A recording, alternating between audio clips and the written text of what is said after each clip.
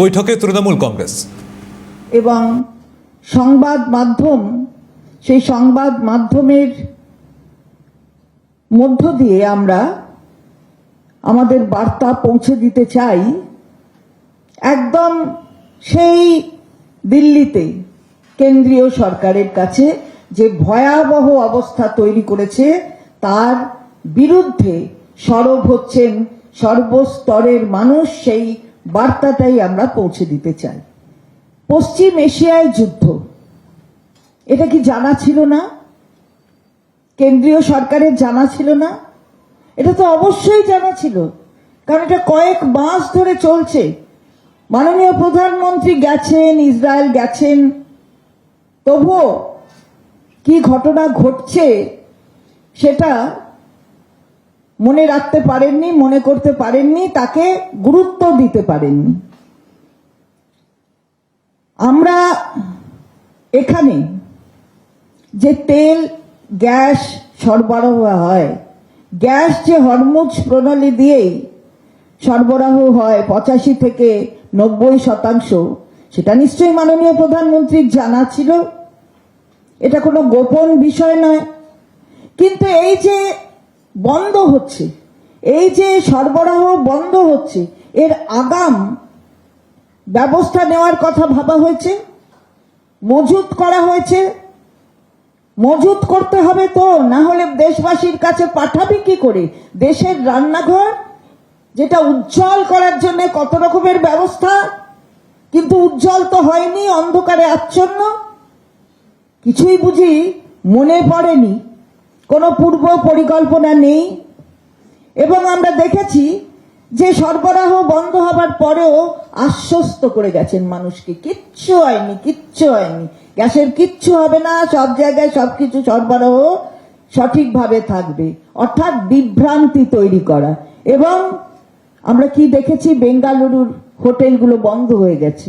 আমরা দেখছি মুম্বাইতে যে হোটেল, গ্যাস দেওয়ার জন্য রেস্তোরাঁ, হোটেল, এই সরবরাহ কমে যাওয়ার জন্য তারা এলপিজি, যেগুলো ডোমেস্টিক গ্যাস, সেগুলো ব্যবহার করতে বাধ্য হচ্ছে। এটা আইনসঙ্গত নাও, তাও কি করবে, করছে। বাণিজ্যিক গ্যাসের বদলে এলপিজি, যেটা ডোমেস্টিক গ্যাস, সেগুলো ব্যবহার করতে বাধ্য হচ্ছে, যেটা করার কথা না। চেন্নাইতে আমরা কি দেখছি যে 18টি শ্মশান, পুনেতে, মাফ করবেন, পুনেতে 18টি শ্মশান বন্ধ হয়ে গেছে। তাহলে কি হয়ে গেছে? তাহলে হলো শেষকৃত্য মানুষের, সেটা করা যাবে না, কারণ সরকারটা কেন্দ্রীয় সরকার এবং মাথায় রয়েছেন মাননীয় প্রধানমন্ত্রী মোদিজি। এবার ভাবুন, জায়গায় জায়গায় লাইন দিয়ে দাঁড়িয়ে আছেন মানুষ, আতঙ্কিত হয়ে আছেন। ঠিক এই জায়গায় দাঁড়িয়ে রাজ্যের মাননীয় মুখ্যমন্ত্রী কি করেছেন, কি পদক্ষেপ নিয়েছেন? সঙ্গে সঙ্গে এই ঘটনাবলী যখন চলছে, অর্থাৎ যেটা কেন্দ্রের সরকারের করার কথা, সেটা মাননীয় মুখ্যমন্ত্রী তার আধিকারিকদের নিয়ে তৎক্ষণাৎ সভা করেছেন। সবসময় তাদের কাছে যাতে সরবরাহ ঠিক থাকে সেটা বলেছেন। এমনকি এই অবস্থা স্বাভাবিক না হওয়া পর্যন্ত হলদিয়া, কল্যাণী, দুর্গাপুরে অবস্থিত বাংলার যে নিজস্ব শোধনাগারগুলো আছে, সেখান থেকে যাতে বাইরে না যায় গ্যাস, সেগুলো নিশ্চিত করার কথা বলা হয়েছে। বলা হয়েছে আইসিডিএস যাতে ঠিক মতো সেখানে সরবরাহ সেই স্কুলগুলোয় হয়, যেন মিড ডে মিল বাচ্চারা বঞ্চিত না হয়, সব দিকটা দেখার কথা। দায়িত্ব কেন্দ্রীয় সরকারের, করছেন কে? মুখ্যমন্ত্রী মমতা বন্দ্যোপাধ্যায়, বাংলার প্রদেশের মুখ্যমন্ত্রী। আর কেন্দ্রীয় সরকারের পদক্ষেপ ছিল একটা কি যেন জরুরি অবস্থা, গ্যাস বুক করবেন, প্রথমে বললেন 21 দিন পরে আর একটা পাওয়া যাবে, তারপরে রাতারাতি পাল্টে গেল, সেটা হয়ে গেল 25 দিন। অর্থাৎ একটা জরুরি অবস্থা, 25 দিনের গ্যাস। মাঝে যদি গ্যাস লাগে তাহলে কি হবে? ওই গ্যাসের বেলুন যা ফুলিয়েছিলেন রান্নাঘরের জন্য, উজ্জ্বলা, সেটা হলেই হবে?